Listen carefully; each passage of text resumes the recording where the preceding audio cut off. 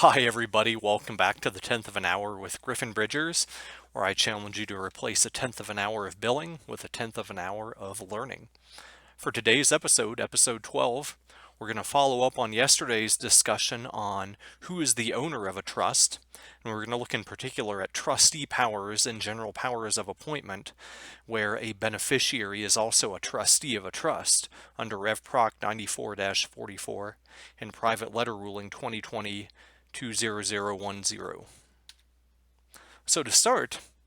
in episode 11, Who is the Owner, we briefly discussed how a beneficiary could be treated as the owner of a trust for tax purposes if they have what's known as a general power of appointment. Now there's lots of nuance to the definition of general power of appointment, but generally this will be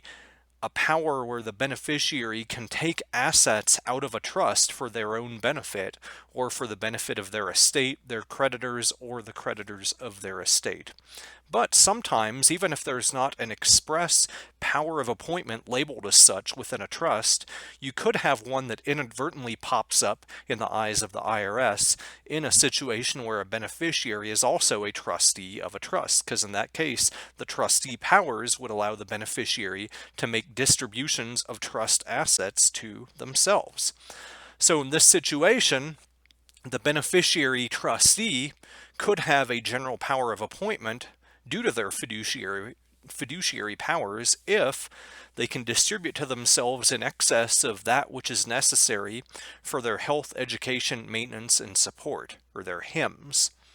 So in order to avoid this accidental result, there's a lot of states now that have a statute on the books that limits a beneficiary's discretionary distribution power when they're trustee to this HIMSS standard, unless the trust agreement itself expressly cites and waives that state statute.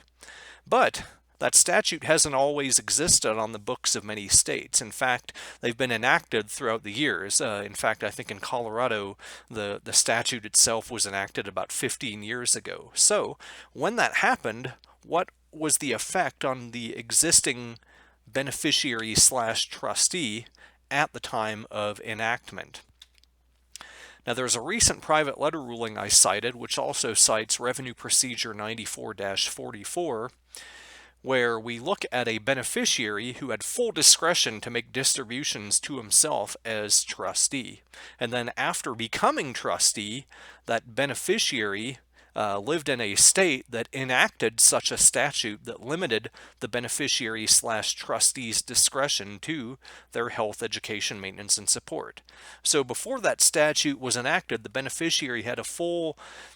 ability to turn on the fire hose in his own benefit, and then once that statute hit, then the fire hose had a spigot attached that limited the amount of water that could come out.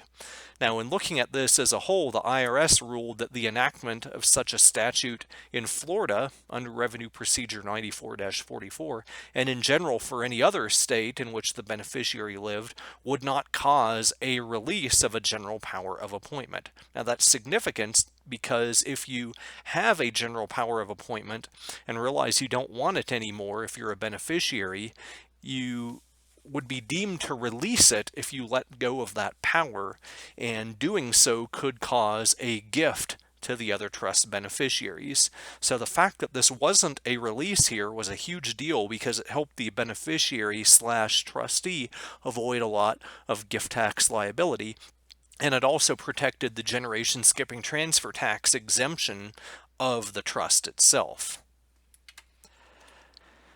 Now, moving beyond that state statute that helps you in certain situations, it's also important to note that this general power of appointment might arise not just in a situation where a beneficiary is also a trustee, but also in a situation where a beneficiary could remove a trustee and name themselves as trustee. And that would become a problem if there is no state statute on the books and if the trustee could distribute in excess of health, education, maintenance, and support. Now, if this is indeed a problem, Revenue Ruling 95-58 expands on this situation a bit more and generally finds that the beneficiary's power to remove and replace a trustee will not rise to a general power of appointment so long as that beneficiary cannot name themselves as trustee, and so long as the beneficiary can't name someone who's related or subordinate to them as a trustee. So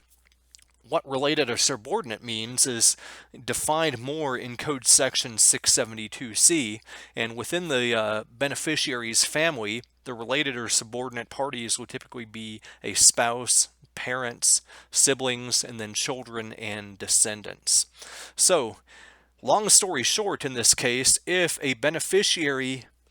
can become trustee and distribute in excess of their own health, education, maintenance, and support, then we have a problem, either with the beneficiary being trustee or with the beneficiary having the power to name a trustee. But a lot of trusts nowadays aren't fully discretionary and limit to that ascertainable standard of health, education, maintenance, and support. And even where they don't, there's a state statute on the books that protects the beneficiary in that case as well. So in those scenarios, there may not be a problem, and you could avoid a general power of appointment even if a beneficiary has the power to name themselves as trustee or name a related or subordinate party as trustee.